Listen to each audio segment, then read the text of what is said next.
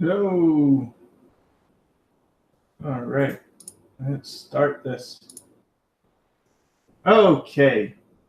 Hey everyone, Sycra here, and today I'm streaming because I tried streaming on the iPad. I wanted to make a cool iPad thing, and it didn't work. It didn't work on the iPad now, so therefore I am streaming here. Thanks to Ibyville.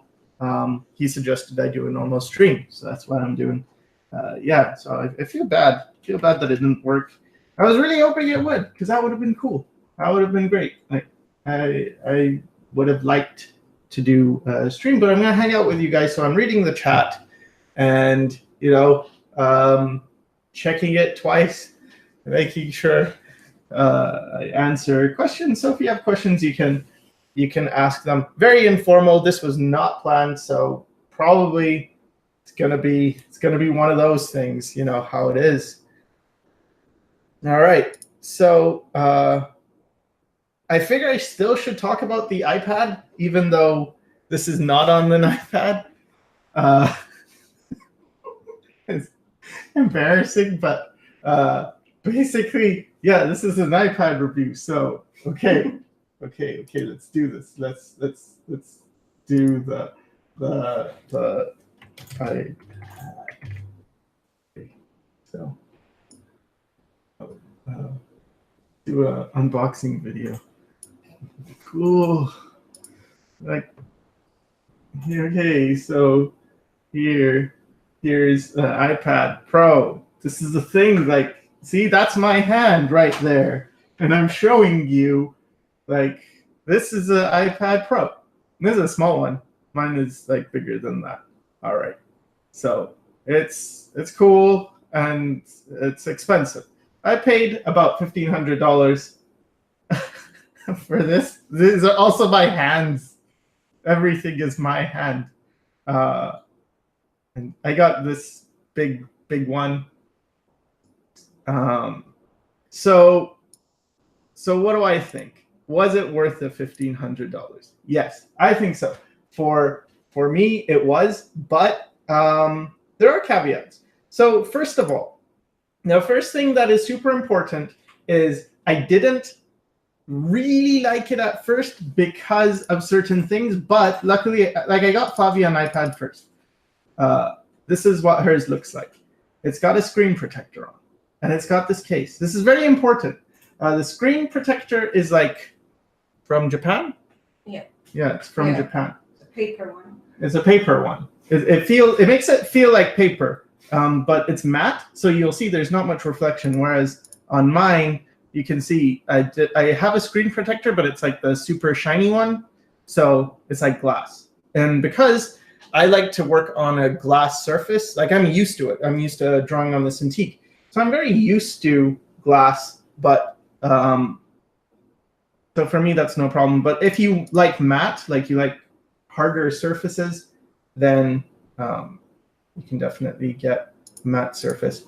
So yeah, the price is very expensive. Like, for me anyway, $1,500 was pretty big, and I don't remember what storage one I got, but it was expensive. And then, but the Cintiq I had was about $2,000. So Mobius Loop is asking, what is the point of getting the iPad if you already have a Cintiq? That's a very good question, and I will answer it. So one of the things the iPad does better is something, I think it's called parallax. So let's say this is a screen, right? And we're like zoomed in, really zoomed in close to this screen. What happens is, if your pen is here on a Cintiq, and like your pen is like here and you're drawing a line here, what actually happens is, you see how there's a bit of thickness to this? Your actual line is gonna be like a bit off. Like, this isn't a huge deal, but it's there. Whereas with the iPad, it's like much closer. So it really feels like you're drawing. The other thing is mobility. Like, that's the huge thing. Really, there's a, what's it called? Mobile Studio Pro. There's a Cintiq that is a mobile one. And we had Cintiq Companion. And it's basically, I think it's the same thing as the Mobile Studio Pro. I'm not sure if it's just a name change. But yeah, Wacom Companion 2nd generation. This is what I was using. And it's not good for me. Like, I did not like it. I found with this, I wouldn't actually say it's better. It's more expensive than an iPad Pro, first of all, or at least it was when I got mine. And it just, like, it has the parallax issue. You can even see here, like, oh no, you can't. Anyway, it's just, it wasn't a good product. It was pretty disappointing. And I had this problem with basically, how much is a Cintiq? Cintiq is like $2,000 for me when I got mine. Anyway, and Bob Meatbag is not here because this is just spur of the moment, guys. This is like totally not proper, not planned or anything. But yeah, the reason you would get the Cintiq Companion is for mobility, but it's fatter, like it's like heavier. You hear the fan, but you can overheats, it lags. But you do have Photoshop. Like, that's the thing. That's like the biggest thing. And with the iPad, you can use Clip Studio and you can use Procreate. So for my work, I use Clip Studio and Photoshop. And so on the iPad, I figured I could use Clip Studio, which I actually don't use because I prefer Procreate. Flavia uses Clip Studio, and she finds it's just fine. But for me, I really didn't actually like it. I much prefer Procreate. And I mean, I wish I could show you Procreate, but I don't. Like, it didn't work. So I mean, that's why. So yeah, what was I talking about? Yeah, so get a cover, and the grips. So the grips are super important. This is Flavia's grip, and this is my grip. So when you get the pen itself, it has no grip, and it's just this white long pen that's pretty heavy. Like, it was actually, I mean, it's heavier than a regular pen. It's much heavier than a Cintiq's or a Wacom pen, but the problem with it is it's not like, oh, your hand is going to hurt because it's so heavy in terms of, like, you can't pick it up. It's just that it's a very thin pen, or pencil, I think they call it. So it's kind of ergonomically terrible for you. Like, it's bad to use because your fingers have to tighten too much to hold it. So what this does is it's like a triangular grip, super cheap. I got it like from China. It's only I don't remember how many dollars, but it's not expensive. $8 maybe. And it's triangular and it's comfortable and it just makes it completely fine. So after this, the grip is completely fine. And then, yeah, Flavia's is white. Fancy. So this is my case, the case I use. It's basically like a leather, faux leather, I think. They say it's genuine leather, but I don't believe that. And it's got this little hand grip thing. So you don't actually, like, you flip this cover underneath and it looks like it's going to fall off, but it never does. It's great. And the name of this cover is that. I never knew what it said. So I'll put a link in the description if I can find it. And Flavia is using like this other one that can hold her business cards and whatnot, and it folds up and it's nice and whatnot. All right. So that's that. And yeah, it's really good as a sketchbook replacement. It's nice to use, but I do use Photoshop still for professional work because Procreate has a limit to 27 layers. Plus, I just don't feel like I can get as much detail with it. So for that reason, it's like a sketchbook replacement, but it's really good because I can do so much more with it. I feel like I'm improving a lot more on it because I can erase stuff, and I didn't realize this. So this is kind of a thing. Yeah, 27 layers. It's really it kind of, you have to be creative. You have to think of ways around that, especially when you're doing like paintings. It really limits things. Plus, I think there's a size restriction. Yeah. There's like a certain amount of pixels, and I tend to use pretty big pixel sizes. And it does lag when you use big files. Yeah, it lags if you use big files. So if you work with it, it's fine. And the way I think about these is you can make pretty much anything work. Like if you have a Huion tablet and it's very small, you can make that work. I started with a 4x6 Wacom Graphite tablet. Let's see if I can show you what that looks like. Wacom Graphite 2. Was it 6 or was it 6? I guess it would be 6x4. Yeah, not this one. It was kind of like this one, but it was like a different blue color. Not this blue color. I guess it came in lots of different colors. But it was this size. It was this size. And it was fine for a while. Is the girl who was talking your wife? Yes. It was fine for a while, and then it got too small. Like I found I was getting hand cramps because I like to make very big lines. And then I'm giving you anxiety with all those pinned icons. Oh, I'm sorry about that. All right.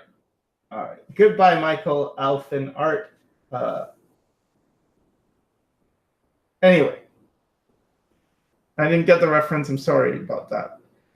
So yeah, I used that for a while and it was fine. And then I upgraded to Intuos 3 12x9. These, and that was great. This is fine. Like this one was really good.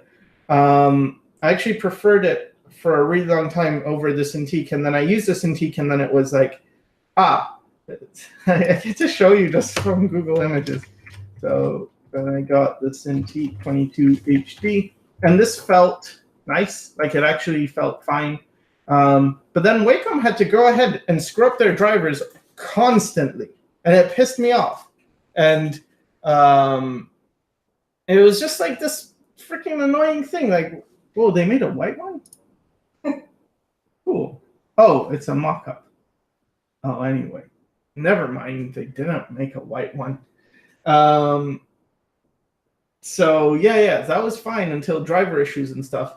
And then people had said good things about the iPad Pro. So I figured, well, I'd get one for Flavia, and then it was really good. Yeah. It was great. And then I was like, oh shoot, this is really good. This is like good. So then I got that. All right. So that's my iPad review. Finished. It has ended. iPad review over. All right. So do you have questions for me? What other apps do you use with the iPad? Okay. Well, I don't play games on the iPad at all. So what other apps do I use? Actually, nothing except for Procreate right now, and that's just because I want to keep it pretty empty of stuff. I don't want to add a bunch of stuff on it. I feel like I can do that with other things. I usually have my other screen in front of me, so like I have a PC and a laptop, and like this is a TV, and this is like hooked into that HDMI. That's like and then I draw on a bed, like that. So there's me, and then here's me drawing on my iPad. Okay. Hold it like this, and I draw. Here's my head. Draw like that, and then, whatever. Maybe I have references on here, or maybe not. And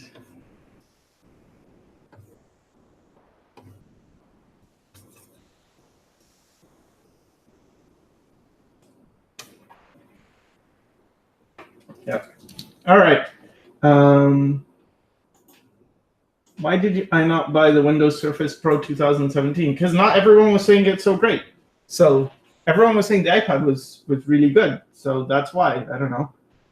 The screen doesn't show.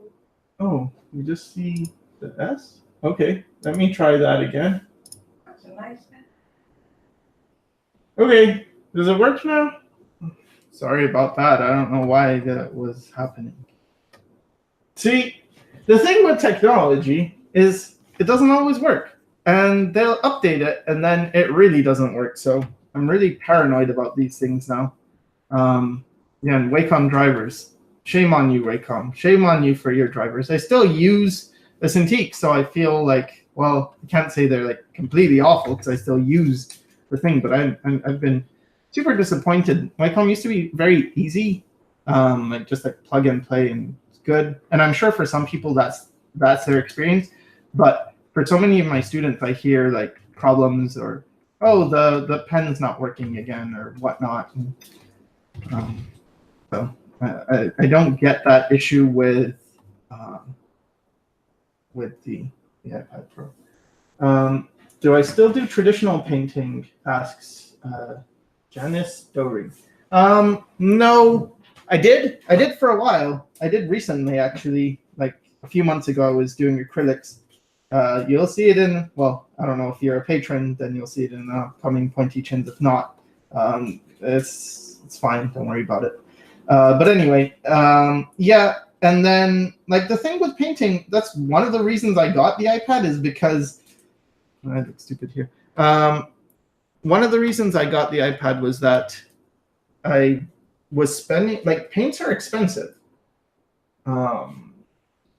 It's like fine, what, $12 to $20 for a paint tube, maybe $30 if it's like a fancy one.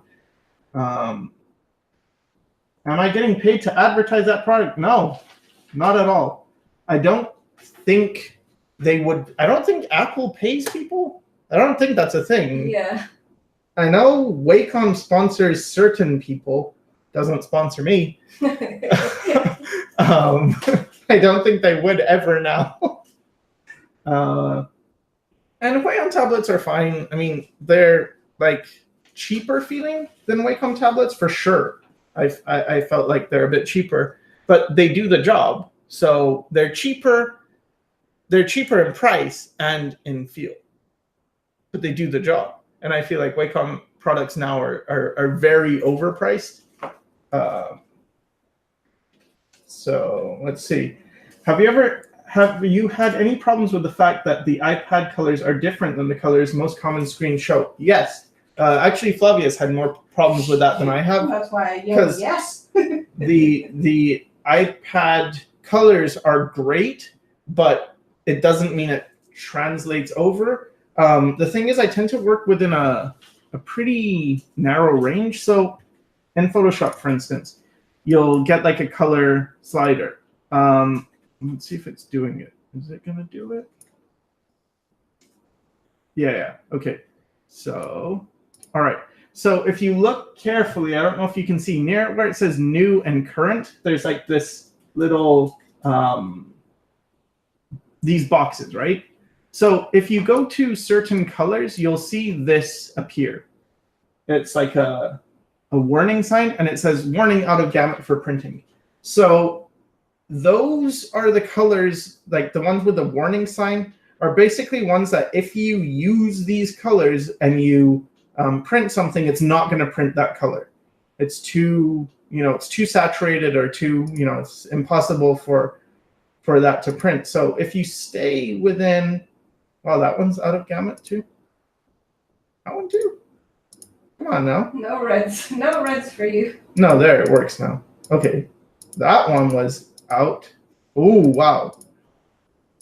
But anyway, there are certain colors. So if you basically stay within like a safe range, your colors should be fine no matter what you work in. And then the thing I was telling Flavia is that the most important thing is relationships of color. Like if your values work, even if your colors are not printing perfectly, it's still going to be okay. What I would recommend is avoid going like pure black and avoid going pure white. Maybe stay like a bit of a, like just a bit off white and a bit off black, and then you should be fine. And then Ramir, I hope they implement keyboard shortcuts though. They have some. Yeah. Flavia uses a keyboard. I don't actually use my keyboard. I got a keyboard that I just don't use, so I found I can just work without it. Can you animate in Procreate? Not that I know of, but they keep updating. That's the thing I really like about Procreate. It constantly is updating itself. And one time, the last time it updated, the time before the last time it updated, actually the streaming stopped working. And I was looking for solutions, and people were like, oh, it was working fine before the update. And then this time, they kind of fixed the streaming, but it didn't actually fix it because it didn't work for me anyway. So, so that sucks, right? Like, updates don't work. But it did, like they implemented Liquify. They're making the selection tools better. It's got a very nice transform thingy. It just keeps getting better, so I really like it. And do you have a favorite anime artist? Kind of. Like, I like the work of Yoshinari Yo a lot, but I like his animation more than his illustration. Like, I like the animated work, and there's some people like that who they have really nice, like, sketchy lines, but when they do the final illustrations, I think they're okay. I don't know too many animators. I know him because I watched a documentary and he was in it. It was like a making of Kill la Kill documentary, which I recommend. Did any of you guys watch or have seen this show? I really like watching this show. It's called Nanban. It's like a manga documentary show, and it shows like behind the scenes. So if you like manga, it's a very nice show. It's on NHK. I think you can watch them on YouTube. Can you? Is it? Yeah. Yeah, you can watch it on YouTube, and it's very, very fine programming. And I thought, yeah, it shows like behind the scenes in making manga. It's kind of like Bakuman, but Live. kind of. But I don't know. Anyway, I like that show. All right. Oh no, I drew it on the wrong layer. Okay. How much important is pen tilt for graphical tablets? I don't know. Like, it really depends. I use it a lot in Procreate, but I don't use it at all in Photoshop. I don't have the pen tilt on. So for me, it's not like super important for sure. You can totally do without it. We, like, everyone who was painting on tablets before they had pen tilt was fine. Like, they still made work.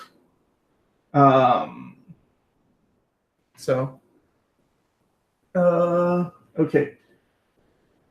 Manuel Reynoso says, sorry for spamming, but is it a bad idea to learn to draw on the iPad as opposed to traditional pencil and paper? I'm very beginner, but I'm getting an iPad regardless. Maybe. So here's the thing. I used pen and paper for a long time. I guess this is kind of spoilers, but not too much spoilers.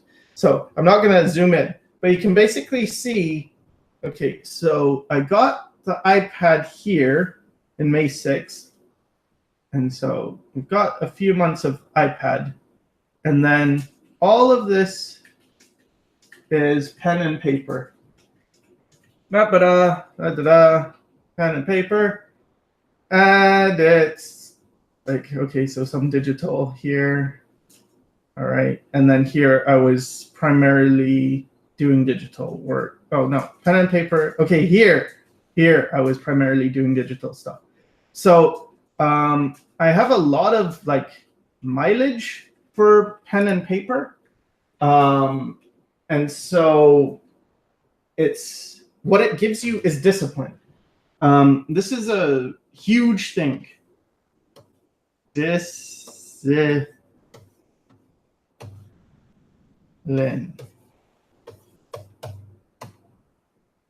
Okay. It really helps for that. So I would recommend using it. But I also am finding that I learned slower on the on pen and paper. And the reason I learned slower, like I got good with lines and it taught me discipline. It taught me better visualization because when you're using pen, you can't erase pen. So you have to kind of plan it before you make a stroke. You have to plan like, okay, when I was drawing digitally, I would do a lot of like just kind of figuring it out as I go. Whereas with pen, you kind of like do this kind of thinking and, all right, so get the thing down. There's no erasing, so you just end up more careful. Whereas if you only, use digital, maybe you start with like this type of thing where you get the lines, but there's a lot more like fixing, oh, I drew a line, erase it, or draw a line and Control Z and draw a line and Control Z and Control Z and just, some people just do this forever.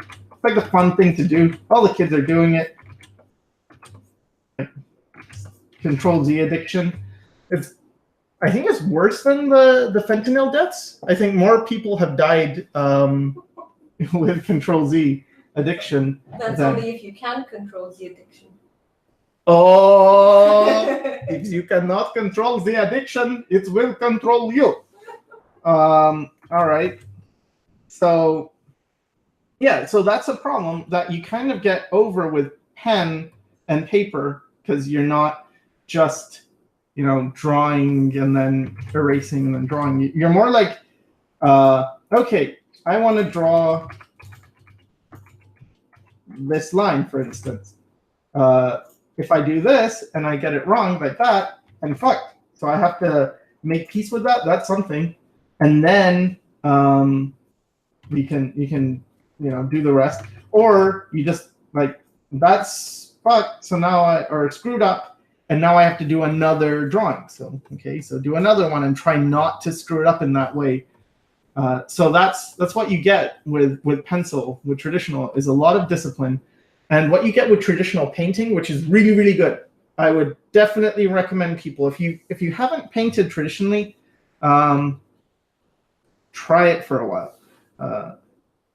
I used acrylics, like watered down acrylics, because watercolors are really difficult.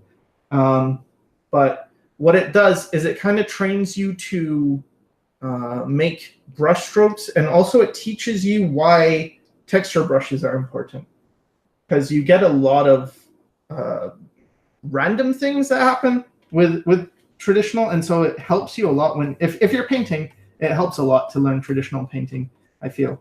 Of course, it's not mandatory, and there are plenty of people who didn't learn traditional painting, but it sure helps. I would say that.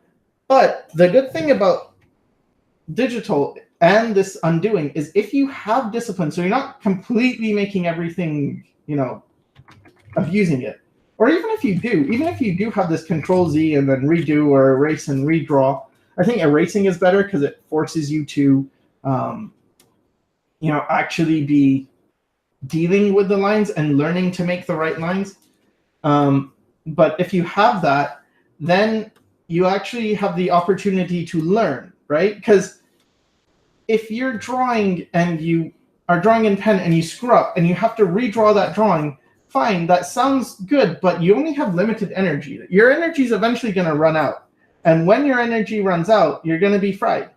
And then you're likely not going to make those changes. So what digital affords is, and the erasing and stuff, it means you can afford to erase your mistake and learn from it.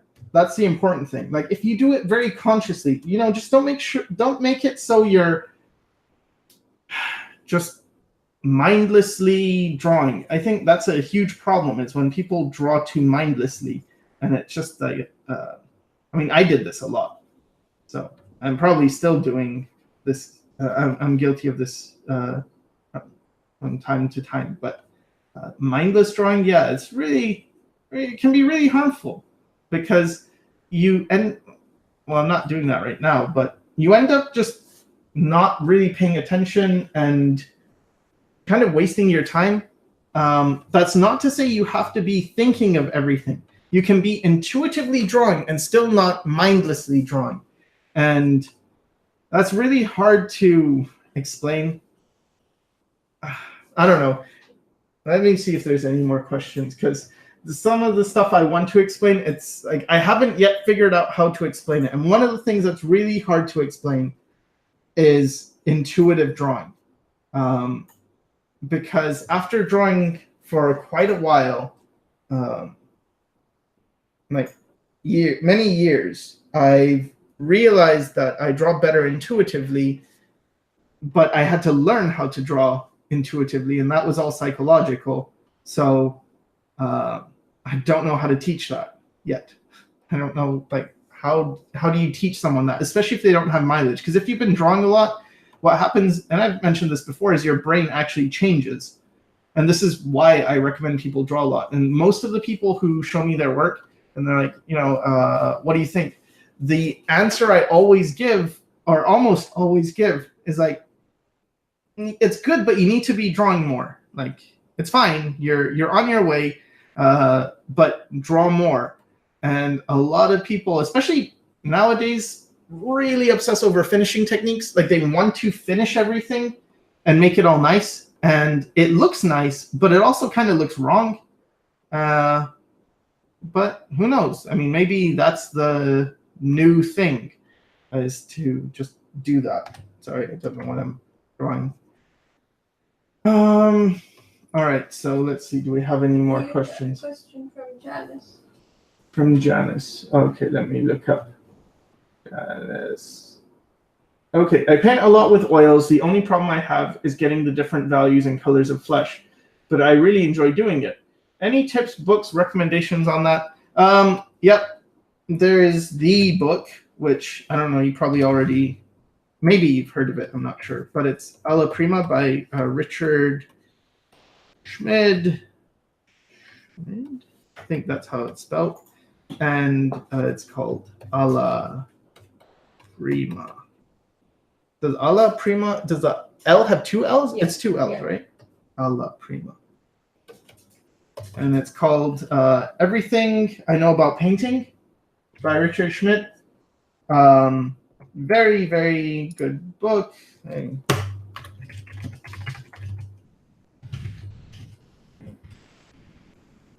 This one. I got this one. Some people may have the expanded edition, but I didn't get expanded. Yeah, so Richard Schmid, great artist, great oil painter, and pretty much got most. Someone did a caricature? Oh, anyway, that's him. That's what he looks like. I don't know who drew it. If he drew it or someone else drew it of him. But anyway, great book. All right. Isn't that James Gurney's? Did James Gurney draw that? Well, it's on his website. It's on his website. I don't know if he drew it, but sure. Okay. Jaime Ramirez? Is it Jaime? I'm not sure if it's Jamie or Jaime. Any advice on growing a YouTube channel for someone just starting out? No, I don't. I think I would, if I was to make a YouTube channel now, I think I would fail horribly. I do everything wrong. And there's so much competition. There's so many good people. What I would suggest, though, is with anything, consistency. Like, if you're consistent and you're uploading, and this is something I don't do anymore, but I did it for a really long time. If you're uploading like at least every once a week, that's good. And you kind of have to do it for a couple of years without any expectation of anything. So yeah. I mean, again, you're competing a lot, and in terms of money, if you're thinking like, well, maybe I'd make money off YouTube, I would think again, because that's not the environment we live in anymore. You might want to think about other options, or I mean, it could work. It could work. It really depends what you're using YouTube for. A lot of people are using it now for, I think, just getting recognition. And there's so many. It's like a saturation. It's like everyone needs to have a YouTube channel now. Whereas when I was doing it way back when, it wasn't like the popular thing, but now it really is. And I don't know. I don't know what to say about YouTube. I can tell you I'm kind of worried about it for myself. Okay. Are there any books for backgrounds, architecture, or landscapes? I imagine so, but I don't really know them. So I can't really say. Yevsan asks, what do you think of Proko's kangaroo drawing? I don't know it. I haven't seen Proko stuff in quite a while. I'm very much an evangelist for this guy, Ray Bustos. He's my favorite anatomy guy. Super, like, I'm learning so much. I'm learning all sorts of things. I think he's great. What he does that's so great is he actually knows anatomy from studying cadavers and stuff.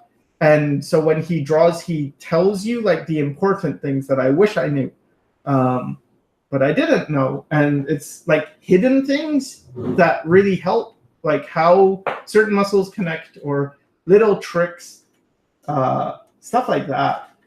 And okay. Mobius Loop asks, what are your book recommendations on values? I am extremely poor at them. Books on values. I mean, Richard Schmidt's book is pretty good for values. I would say Alla Prima is still a good book. But when it comes to values, I kind of learned more from, I learned a lot from like a private teacher I was studying with. And then later I took a course by Jason Seiler on schoolism. And he covered pretty much the same things, but it was a caricature course. So it's like, I don't know. There probably are other people who teach things on values. I think I made some videos on it, but in terms of books, I'm not 100% sure, but I'm sure there must be.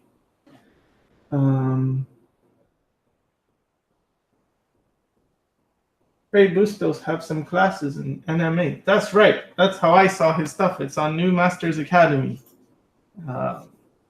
You can.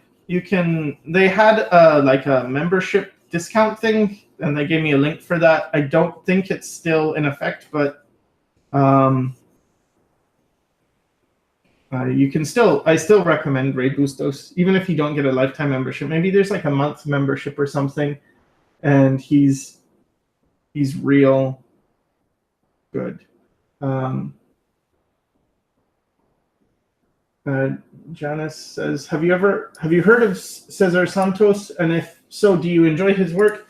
I think I know about Cesar Santos. I watch his videos.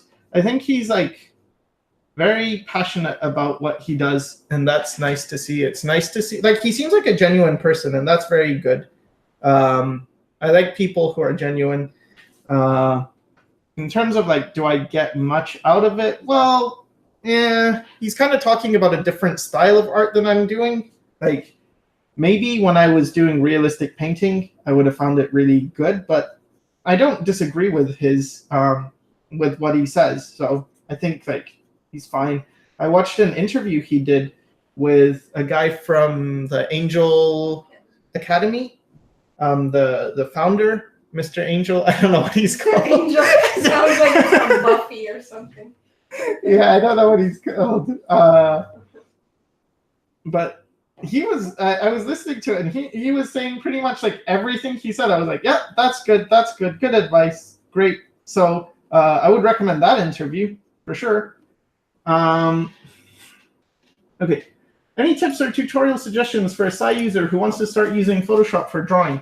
I haven't used it personally, but everyone tells me this is good. Lazy Nezumi. Nezumi is mouse, so I guess it just helps you if you're using a mouse, but whatever. Anyway, it basically is stabilization for Photoshop. So you get that plugin, and that should help. But other than that, I don't really have much. I don't think Psy is worse for drawing. Like, I don't feel like Photoshop is necessarily better for drawing than Psy. Just to put that out there, I think Psy can probably do really good stuff. So if you're not having a problem, you don't necessarily, like, there's no reason you can't just do drawings in Psy, and then if you're going to paint in Photoshop, well, you can still, I hope you can save things as PSDs in Psy. Not sure. But yeah. If you use Lazy Nezumi, you're lazy. Yeah, I guess. I don't know. I think, yeah, it's something you can train your hand skills, if that's what you're saying. I personally don't use it, but at the same time, I don't know. I wouldn't say necessarily you're lazy, but, you know, whatever. All right. Okay, so have you thought of exploring other forms of art like sculpting, music, or crafts? By Lapla. Yes. So, okay. With sculpting, I've tried a few times to do sculpting over a bunch of years, and I'm not, like, I screw up and I get frustrated, and I think it's a character flaw, but I just don't have enough time to devote into it, and that's the same for pretty much everything else. Music, it's something that, again, I did a lot, or not a lot, but a little bit over many years, and then due to time constraints, it's more like it feels like I've got so much to do with drawing that I have no time for anything else because I need to get better at drawing.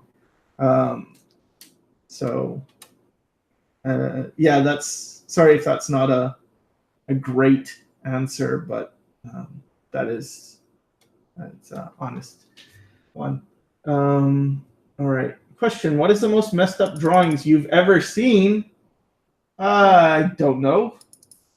I feel like I've seen a drawing recently that was very messed up, but I don't remember it and I can't find it. I have a bad memory, but like I recall looking at a drawing recently and just being shocked.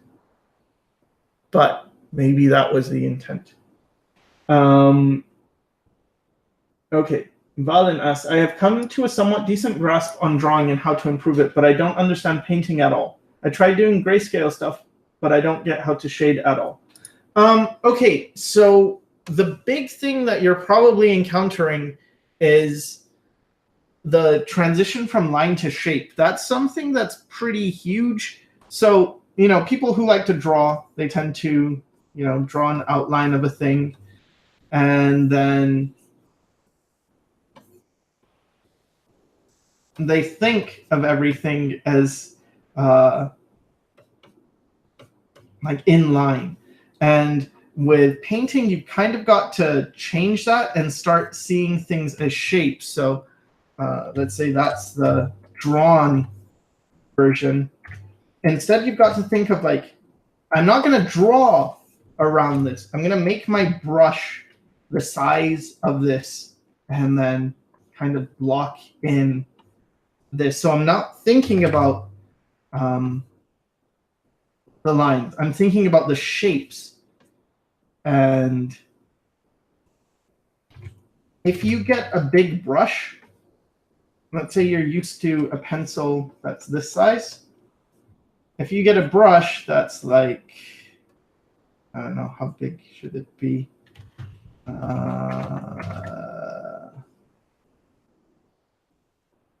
Oh, maybe like this big. It's gonna make it so you can't really draw with lines anymore. So you have to think more in shape. So that's one of the things. If that's your issue, I'm just assuming that's your issue. I'm not sure. You can clarify, but yeah, you've got to think more in shapes and then like breaking shapes down. So like this area here in the drawing, it's like a line, and you could add shading and do something like this, for instance, to convey that this is a round form and it's going into shadow. For this, I'd have to kind of block out that shape. So again, I'm not thinking in terms of line, I'm thinking in terms of shape. And that's kind of hard to get, but once you keep doing it, it does get easier. So learning to see things in terms of shapes as opposed to lines is really the key. And then, I mean, a lot of people, what happens, and this is kind of how I did it, and pretty much most of the people who were around in the olden days kind of did this.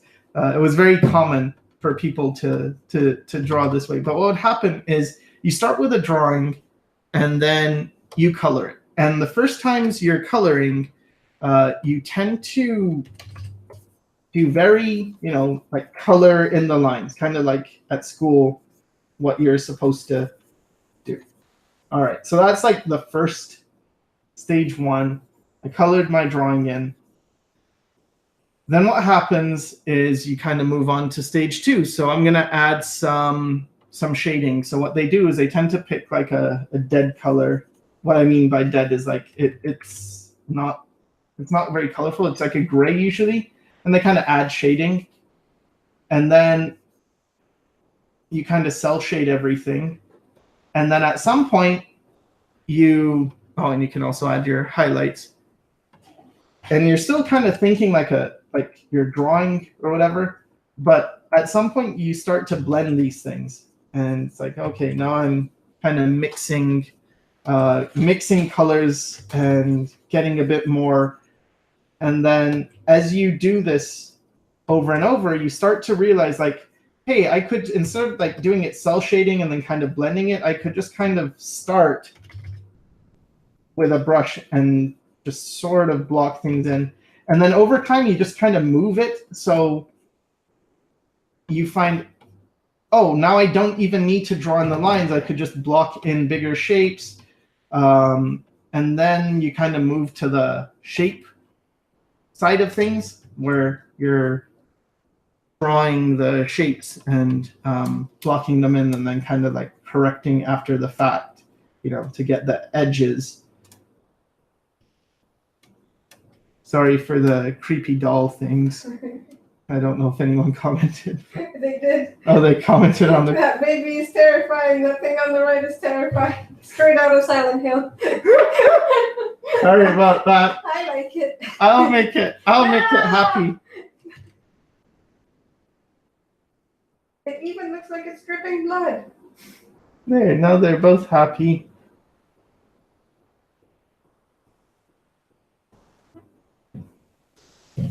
All right. Okay. Hey, hi Sycra, should I master drawing before painting? I wish I could say yes, but the idea of mastering is like, I don't know who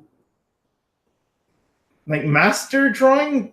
I'm so far from being a master of drawing, and I'm already painting, so I feel like that's a bit too high of a standard to be a master.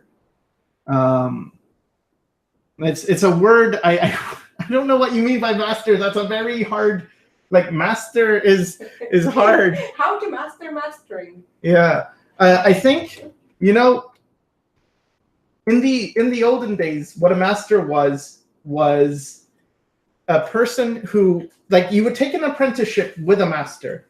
So you're like the student. I'll just take these off because I don't want to scare people. You're like the student, and you got your little brush, and you have your master, and he's like the master, and you're an apprentice, and there's a bunch of other apprentices. So you study for like 10 years or something, maybe 20 years, and then you make a piece, and then that is your graduation piece. And when you make, Nothing, just your drawings. Oh, and then this piece that you make is like, kind of, you've learned all the stuff the master has been teaching you, and now you are ready to go into the world, and you make your masterpiece. So you made all your apprentice pieces, they're like not so great. This guy's got 3 eyes. This one, who knows? But this one, hey, he's looking all right. And they had like the cherubs with wings and stuff, so he's got them too. So this is your masterpiece, and that basically says, I am now a master. And then you have your own, like, I don't know, studio. I think they had guilds at that time. And then you teach other people. And they're your helpers and stuff, and they're like interns. So, but now master's kind of changed. It's not just like you're finished a thing, because before, like, a master's degree, you're already a master. But now, like, master seems like an old master, and that feels like there's only a handful of. It feels like there's only a handful of masters in the world anyway now. Okay, let's look for questions. How many times did you say olden days?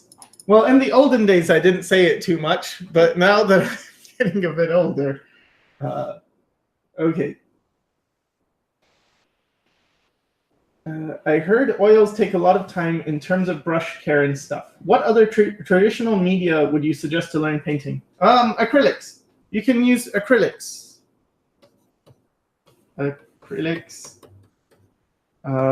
Watercolors are popular, but I would suggest looking up tutorials. Like, watercolor is crazy. It's very difficult to control media. So definitely look up tutorials. But with acrylics, you don't really need to. You just like, what I like to do with acrylics is just water them down a lot.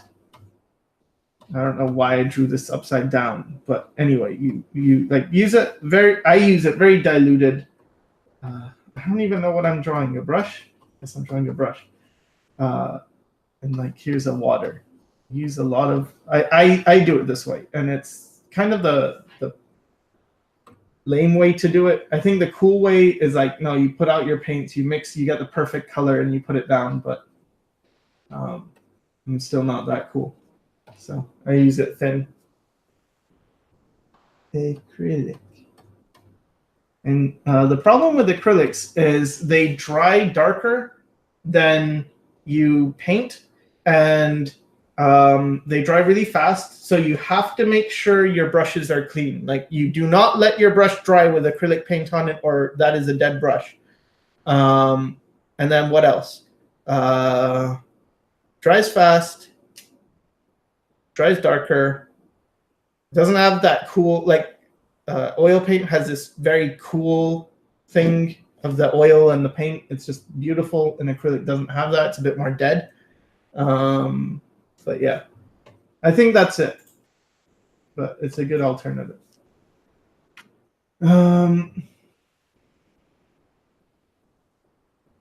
Nobody knows, Ivy. I'm not answering that question. Okay, Maddie Wren says, I always seem to have a hard time getting fully into inking, either traditional or digital. Any tips on getting more into inking or even practicing more? I kind of suck with inking personally. But what I would recommend is kind of what Will Terrell said he did. So I'm just saying Will Terrell's advice. So if you're not familiar with him, this is his name, Will Terrell, I think with 2 L's. And he basically said he took a sketchbook of all his drawings, and then he inked them all. What am I doing here? Okay.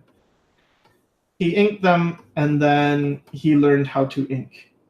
So I guess that's a good way of going about it. You just ink your old drawings, and then you learn how to do it. Like, I would say a good rule is to trust yourself. Like, a lot of people look for advice, and I get why. It's probably like you feel overwhelmed, or like, I'm not sure what to do and I don't want to screw up.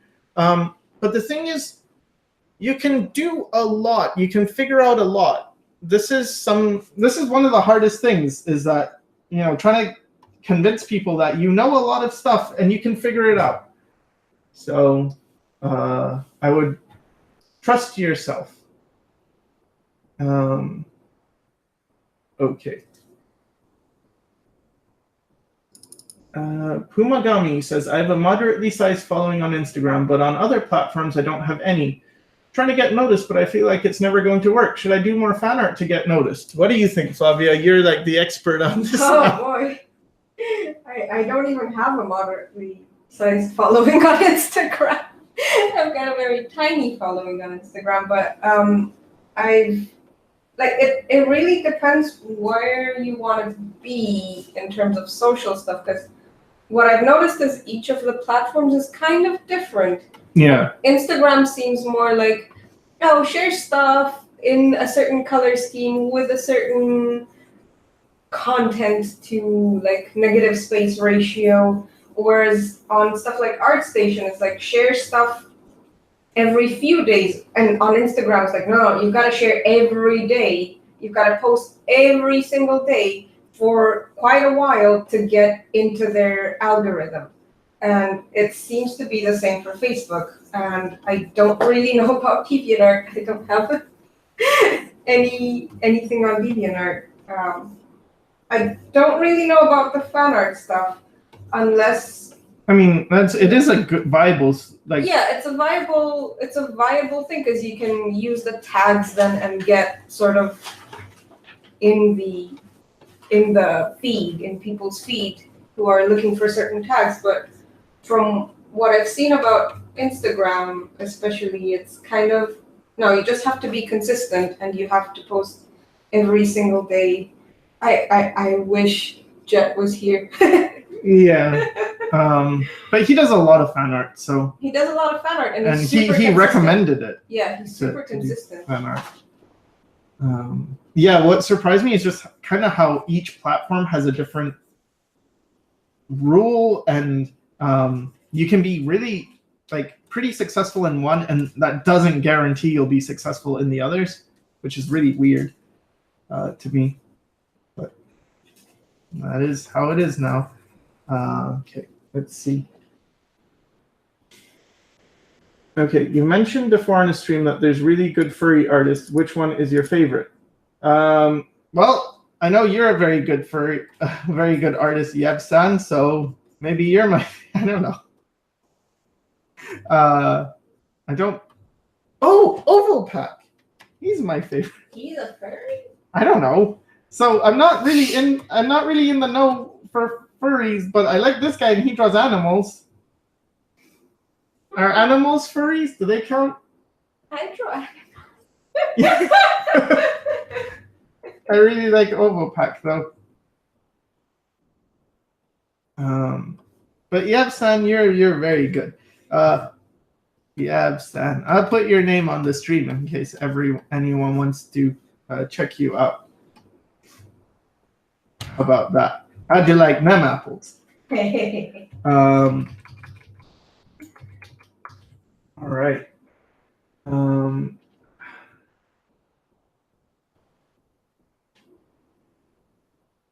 Okay.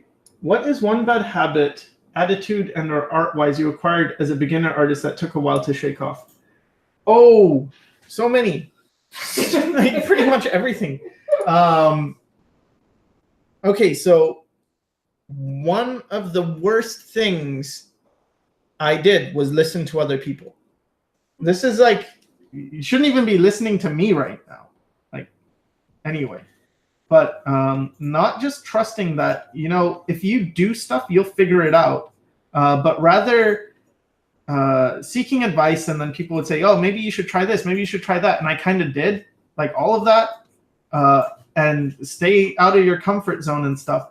Well, yes, it's kind of like every case is different. So some people, for instance, will never give positive reinforcement because they think that's not good and that you're not going to make someone stronger if you compliment them. But that really depends on the person you're talking about. So for me, positive reinforcement really would have helped.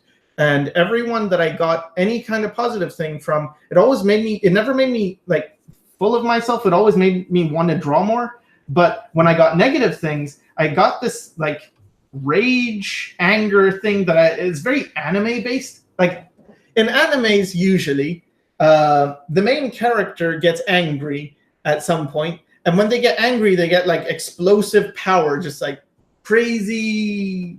They go whatever, the Super Saiyan, or their whatever chakra comes out, or like it's like you get angry and then success happens. But I didn't really have this experience. It was more like I would get angry and I was like, I'm gonna show them, and God damn it, I'm not gonna be the artist that everyone says the shit and whatever. But what happened is it just like, yeah, you might do a bit of work, or at least I might have done a bit of work, but then it fizzles out. And had I just stayed away from certain advice or people, and if I just could have believed in myself more, I think it would have been much better. I think I would have benefited way more. So many things that you do are like, it looks not so great in the beginning. It's a bit like cooking, with the cooking show, like you bake the thing and it looks like crap at first, but then after I think you mix the thing first. Well, yeah, you mix the thing and you bake, you put it in the oven, but maybe it's like, ugh, it doesn't look very good. But then after, it's properly baked, it's like, oh, that's actually really nice now and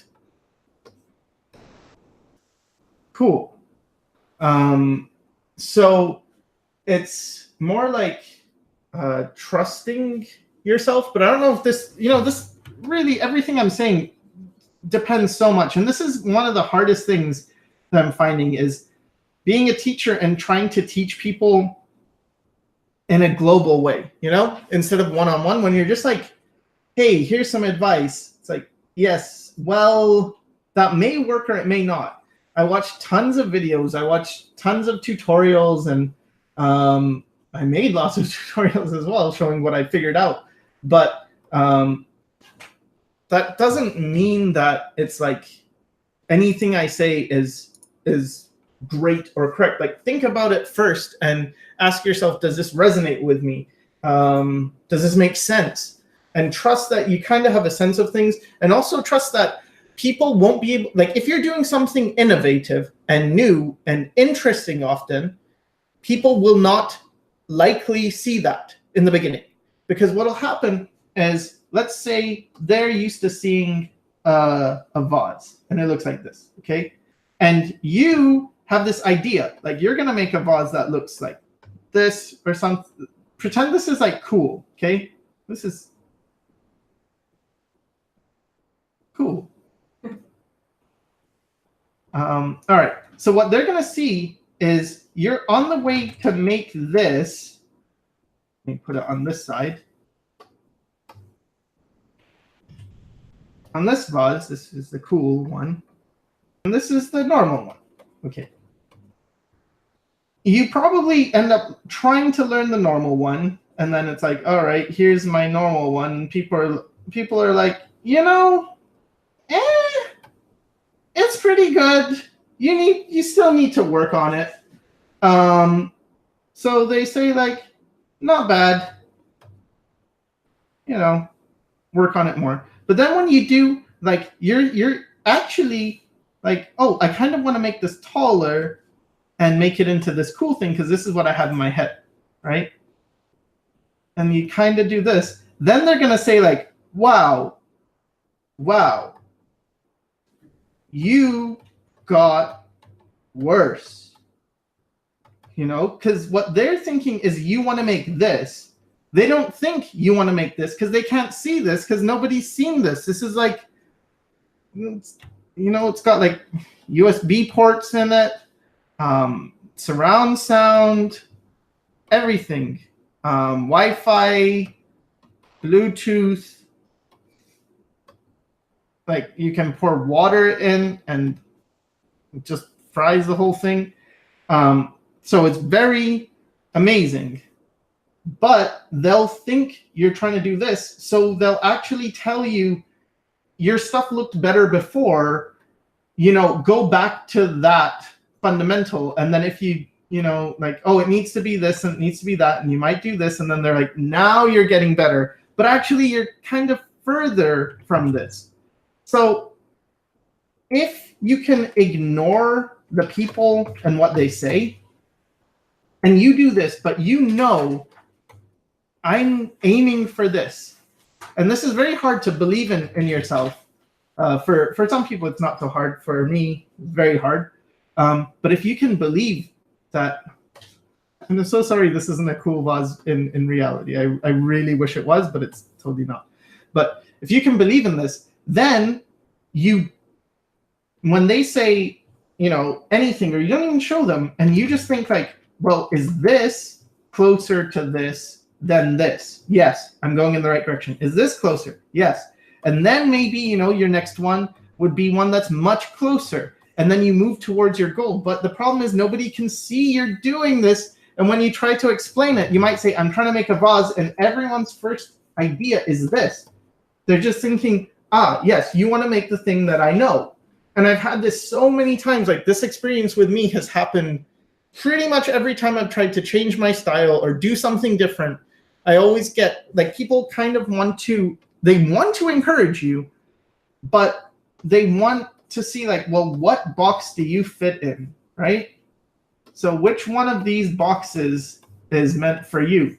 And maybe you don't fit in a box. Maybe you're something new, or, you know, you want to do something different. Well, they're still going to try to find the box that fits you, and they'll think they're helping you, but they're not. Flavia, what's your Instagram? I can write it. I wrote it before. Okay. Oh. Again. No, I'll just put it on this. All right.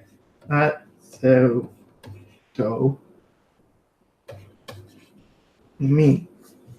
Oh. All right. Look, Kumagami is trying to sign up for the forum, but it doesn't work. Sorry about that. Oh no. Sorry. Oh no. Oh no. So Fumagami, you can try emailing. I guess Bobby, I can give you my email.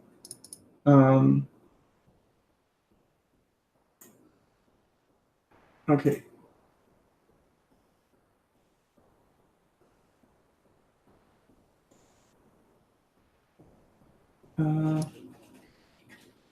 Okay, so BWIW1800 asks, I've always loved your videos and have found them very helpful. Thank you for that. Where do you find clients when freelancing? How do you start out as a freelance artist? Okay, so this is something that I don't know for right now because it always changes. But I think the principle is quite sound. So what I did is I found people who are also doing stuff. And so I started by, well, I did the YouTube video, so I kind of got known by that. But then I was doing live streaming for a while. And a few of us were doing live streams. And I also met people on forums. But anyway, we're doing live streams and we're all kind of like looking for work and then trying to improve and get better. And like if one of us found work, the other ones kind of got like, if what happens is often clients will say like, I need this project done. And a person who has work is like, well, I'm really busy. I'd love to do it, but I just don't have time. And then the client will say, can you recommend anyone? And then what happens is if you know people, they can say, yeah, I know a guy who's looking for work and they're very good and here's their portfolio. And that's kind of how it was for me. I didn't actually apply to anybody. I just it was like a word of mouth thing. And then you kind of return the favor. So if someone else who, is, they're working really hard and they're improving a lot, then you recommend them. And then it's good. So, all right.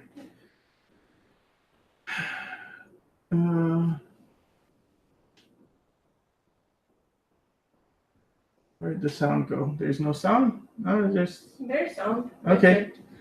Okay. So any more questions? I'm trying to find the questions. I'm not seeing a lot of questions.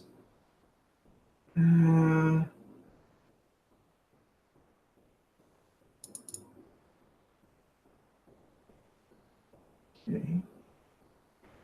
Oh, Force Animation says, have you seen Keenan Lafferty's videos? I recommend watching his videos 500%. He explains technique so well, it's crazy he's doing it for free. Yeah, actually, I have seen Keenan Lafferty's videos, and also I have recommended them before. So, yeah, I will write his name. And I mean, I'm sure a lot of people already know of him. But yeah, I agree. He has very good. He's very helpful with his advice. Very honest, and forthcoming. So that's great. I totally get the innovative thing. All of Instagram art these days is just red-nosed, bug-eyed girls that it feels like any artist that attempts to get out of the mold, they get lesser followers. Yeah. Kind of know what you mean. Let's draw some Instagram red-eyed, red-nosed, bug-eyed girls. Someone asked, what is the most common mistake? One of the most common mistakes you see nowadays? Hands, like terrible hands. I see people draw terrible hands. I don't draw great hands. I draw, okay, hands, but like terrible hands are really, yeah, they have like the blanks there, right? And they have freckles. And a little nose. Is this the Instagram girl? I don't know. I think the eyes are more like this. Yeah, so, bad anatomy, bad perspective, a lot of photo bashing-y stuff where it's like, you can tell it's not really understood. That's probably the most common stuff right now. All right, let's add some red. That's a Tumblr nose. That's Tumblr? Tumblr Okay. nose, yeah. Oh, okay. Well, let's add some skin tone first.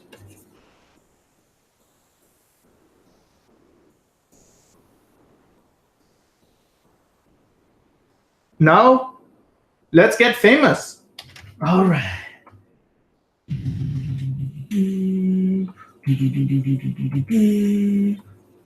All right. Now I am famous. It was long time getting here, but I'm so happy to be here today. I am happy and on Instagram I'm a famous man. All right. That's cool. See, her eyes are white as well. And the hair is also white. I'm actually not making fun of something. I'm just trying to do. Like, is that what they draw? I don't know. And then it's like make it all fancy, but like different colors. Cool. All right. There are a bunch of questions? Mm-hmm. Okay. What are these bunch of questions? I still have problems with proportions. Any exercises to help me? I think I made a lot of videos on proportions.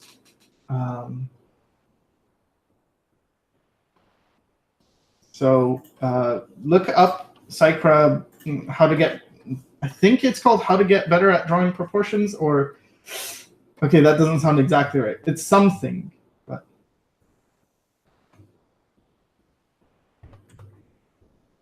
I need to put a highlight on the nose. Do they put highlights on? Is that a thing? You put highlights everywhere? I think you put many things in the eyes. Oh, yeah, that's true.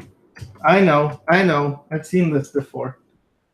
You put like all sorts of things like moons, stars,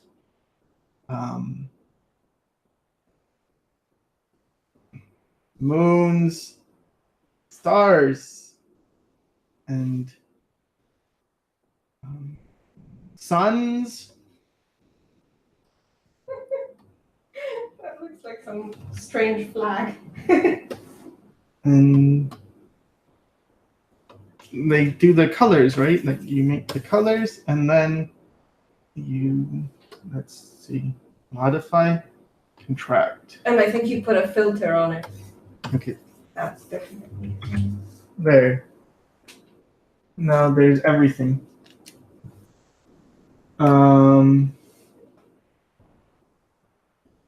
Okay. Did you change your mind about Inktober? Asked PC Alexandru.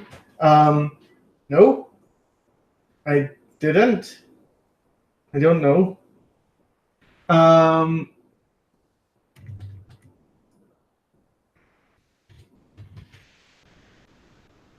Okay, I've lost. Oh, do you know any more questions? Yeah. I keep losing them. How good or accurately do you think one should be at drawing before starting their own art? What do you mean? I don't know. Chin Wookie, how good accurately do you think one should be at drawing before starting their own art? No, you start your art first, then you get better at drawing. Yeah. Like, don't not start art. Yeah, that's the whole point of it. That's everything. That's the reason, is that you have to. It takes time. So trust that, you might not draw well, but you got to start somewhere. And usually the first place to start is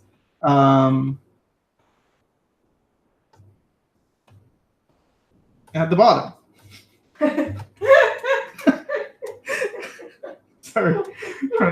draw and think at the same time. Okay.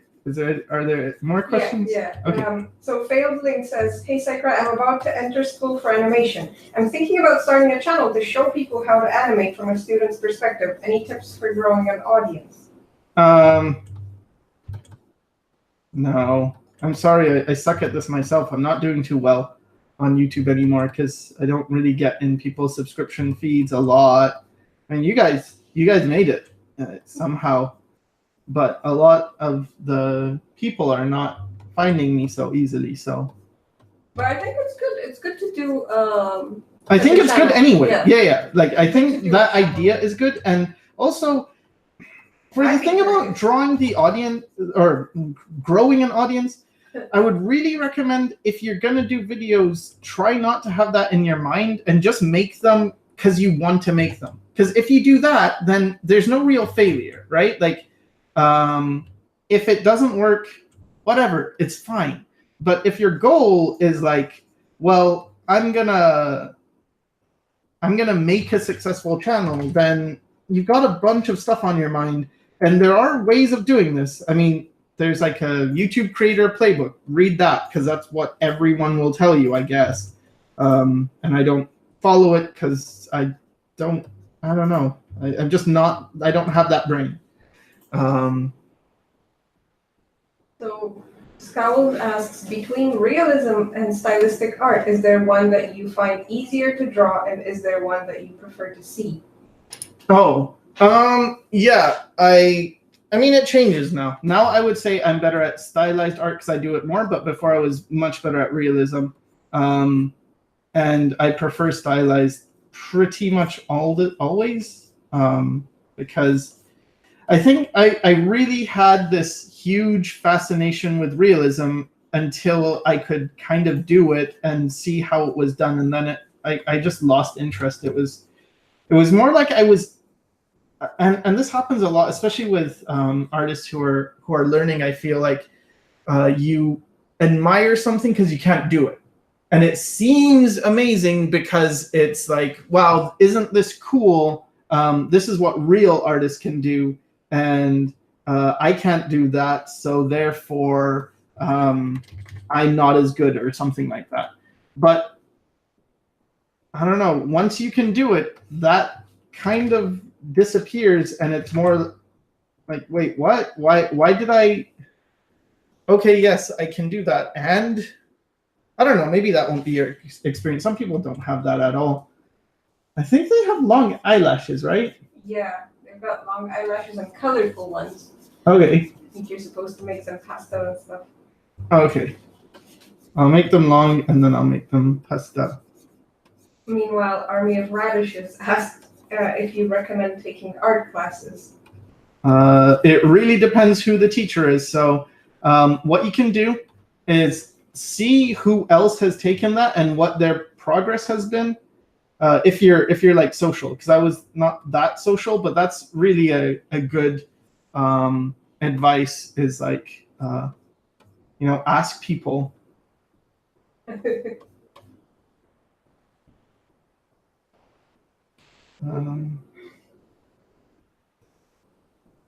don't know if you answered this one. How do you place a character in the background and not have the character look out of place? What do you mean by place a character in the background and not have the character look out of place? I'm not sure what. I think they mean like it doesn't look pasted on the character. Like how do you make it feel like it's in the environment? Perspective is a big one. So, okay, let me just finish up on the eyelashes. I'm almost done. Okay, so if you have, I mean, you got to know a bit of perspective. I'm not sure what you're asking, whether you're asking about cohesion. Like if you're using a photo background, for instance, and you put a character in, I don't actually know how to do that. I think even with a flat color, if you carry the background color into the lighting on the character, it'll look more. Yeah, so if you're talking about colors, make sure you use a consistent palette. So whatever you put on the character, you kind of have some of that in the background too. Another thing is perspective. Like that's a huge thing. So perspective is all about how you are seeing an image, where you are. So kind of, either where the viewer is looking or where the camera is. And for that, you have to make sure, like, let's say I have multiple figures in a composition. If a guy's like here, he's this tall, all right, and I want to make someone in the distance of the same height. Well, you look, okay, so this is the horizon line. Where does it cross his body? Well, it crosses around like his chest. So even if a person's super far in the distance, like here, it's still got to cross along his chest. And then they'll feel like they're in the same perspective. It feels like he's the same height. And if someone's a bit shorter, like that, maybe it crosses their neck, then wherever they are, it's going to cross their neck. Even if they're really close to the camera, they are now this height. So stuff like that is important, but I'm not, 100% sure what the question is asking. All right, well, I'm gonna stop this soon because I wasn't really planning to do this. Okay.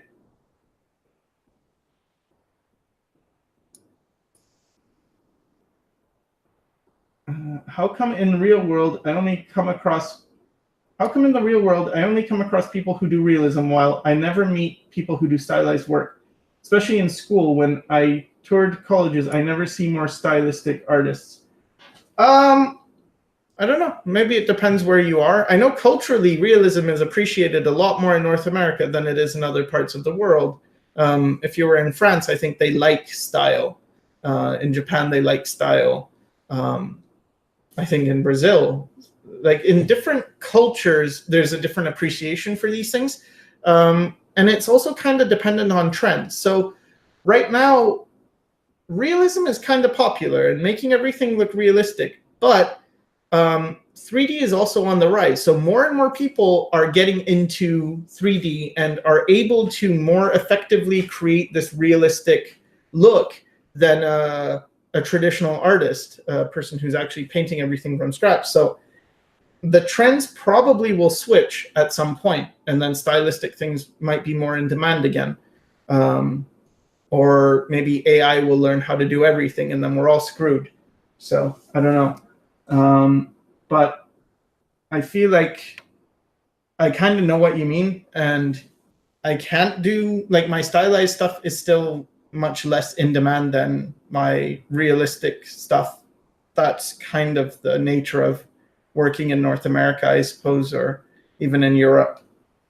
Do you use references when you draw your own stuff, or is it from your imagination? Do you still practice your fundamentals in drawing? Yeah, of course.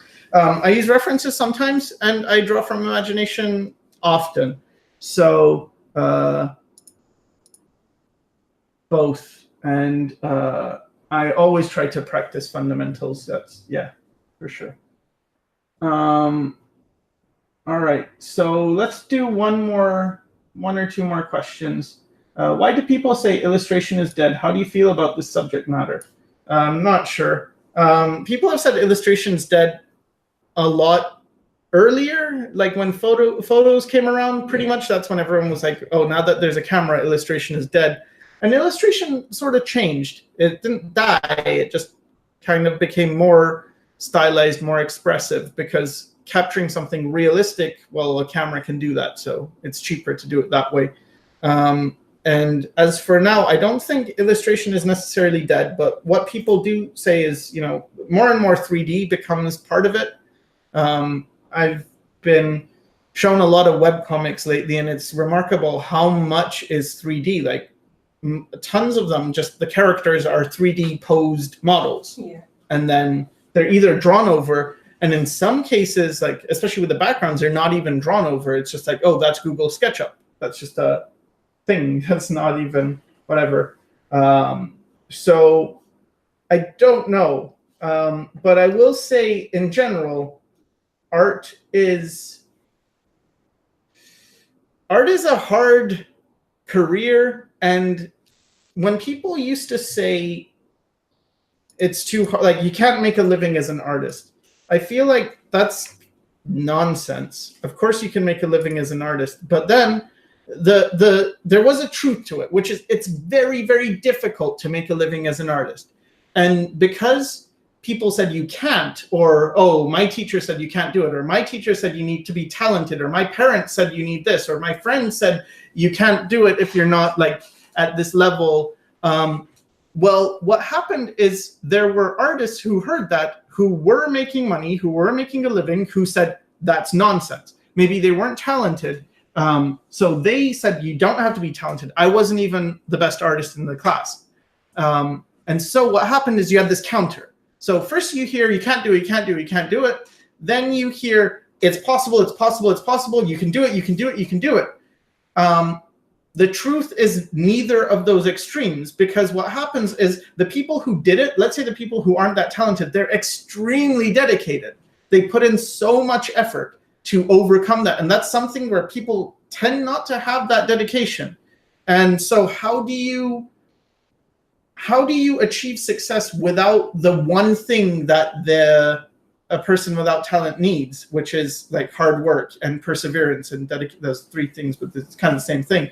Well, you don't really. So without dedication, without, like, people often say passion. I think that's fair. Like, yes, passion goes a long way, but hard work, like putting in, maybe it's not even hard work. It doesn't have to be hard work, but a lot of experience, a lot of mileage really, really helps. And then also business skills, networking skills. Like, there are people who are really, really good artists and they are terrible people. And what happens is, if you recall, if you were around for earlier in the stream, I was talking about how you get jobs and how, oh, you know, maybe your friend who's working gets a client, and then the client's like, I'm looking for people, and your friend's like, hey, I recommend this guy. If you're a total jerk, a total douchebag, and you're like, well, I'm better than you and whatever, chances are you're not going to get many clients. You might not know how to write an email properly. You might not know how to be nice. You might have pissed off a lot of people. You might have insulted people. You might have said like, your work sucks and you're no good. I'm much better than you. And then it's like, yeah, guess what? No one will want you. No one will hire you. You'll be all alone. And these people sometimes do get hired because they're so good, but that lasts a very short time because the industry is small if you are working in the industry. But even outside, like, things spread, rumors spread. I mean, recently we saw a lot of videos about CTN Expo, which we didn't know that, oh, it's really bad, and the founder is quite an awful person. Well, I don't know them personally, and I've never been to CTN Expo, but it's like these things spread. So, yeah. All right. Okay, seriously, how do you use the lightning bolt technique if you still use it? I don't use it anymore. Sycra, are you Jewish? No. But I can show you how to use it. So the lightning bolt technique is basically, if you want to draw a leg from the side view, there's a rhythm to the leg. If you draw this lightning bolt, you've created a curve, a straight, and a curve. Then you create another straight and another straight. That doesn't look like a leg, but if you do it properly, it kind of does, because it's like you have straights and curves. It's an animation principle, and it basically makes the animation principle easier. But as it, like, now I just kind of draw tentacle shapes. If you've seen my, I think it was maybe it was a few videos ago, but there was a video on how to draw poses or something, and I was using like these tentacle shapes. That's kind of what I do. What I also do, which is helping a lot, is, okay, so let's say I draw a head, all right? So I draw this head. Then I think to myself, like, where would the body be? Where's the shoulder? Where's the hand? So, okay, I'm trying to imagine that I'm not looking at a head that I drew. I'm imagining that this head exists and the person is there on the page, and I only see their head. And it's like, where's their hand? How big is their hand? And depending on what I want them to do, like, let's say, okay, they're running towards us. Well, like, one of their hands is probably like here, and then the other, maybe it's there, and then like their body's doing like this thing, and then their knee, like, where's their knee? And I try to imagine it as if that's a real person and not a drawing. And like where would their knee be if this was a person or if this was the picture in my head? Because I can't hold on to an image in my head. But what I can do is sort of feel out, like, okay, if this is the hand, where's the elbow? Like, it feels like it would be like around there. Where's the shoulder? It feels like it's around there. Okay, so well, you've got to get from this hand to this elbow to the shoulder. So, okay, so the arm's going to be bent like this. And then this is going to be the back. Okay, and then what's the hand doing? Like maybe it's like spreading out. Okay, where are the fingers? Like I can kind of like hover until it feels right. It's like somewhere around there. And then the thumb is like here. And then that creates a shape. And then you break this down into fingers. And then, okay, so now his leg, where's his leg? Like, where's his knee? Like, kind of like there. It feels like that's kind of a place for it. And what about the other leg? Well, that really depends what he's doing. If he's like, is he twisting? Because then maybe, again, I'm just trying to feel it out. Like there feels kind of good. So then I put that down. And then you kind of build the pose that way. That's how I'm doing it now. But remember how I said I have trouble teaching? It's like, yeah, this you get this when you have tons of mileage, I think. I'm not sure how, like maybe it's easy. Maybe anyone can do it because I never tried to do it before this way. But I'm not sure if it's just because I've done a lot of drawings, I can start to feel these things more. You know, like where's a foot? Like back here somewhere. Maybe this one is like here. And yeah, stuff like that. All right, so I think that's it for the time I have. I'm sorry for the super late stream. Again, this was not planned. I originally started as an iPad stream, so it turned into art advice. I hope that's okay. Hope you got something out of it. I hope this helped. Oh, thanks, Flavia. Hi. Special guest. Yeah. Thanks for coming out, everybody who did. Yeah. And for everyone who gave questions and everyone who sadly had to wait for the stream, although it's not, you know, the iPad stream didn't quite work out. I'm sorry if you, I hope nobody's still there, like just waiting, like, oh my God, it's live, because it wasn't turning off. Because no, it's fine. It's gone. It's gone? It's Good. gone. Great. Okay, great. Yeah, but it still says it's live. No, I don't think so. I think it. Okay, all right. Hope this helped, and thanks for watching.